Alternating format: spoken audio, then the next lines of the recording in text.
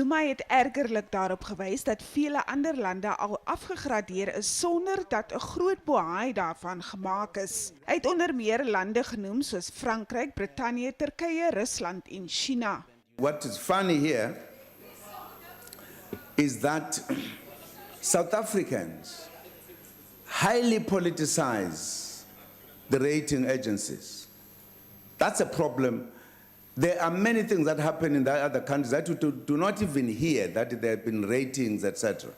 Zuma het ook die vorige openbare beskermer, Thuli Madonsela, daarvan beskuldig dat sy hom nie billik behandel het in die samestelling van haar verslag oor staatskaping nie. Hy sê haar bevinding dat 'n regtelike kommissie van ondersoek na die saak aangestel moet word, is 'n probleem. It is the president who has the right to appoint a commission. No one, no matter what position they hold, can instruct the president to establish a commission and even tell the process through which you must go. It's very funny. I've never heard of it.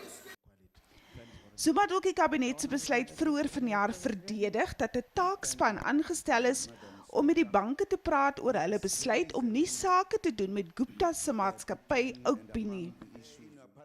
Zuma beweer die gelyktydige besluit van 4 banke oor die saak het agterdog gewek en kon beleggers afgeskrik het.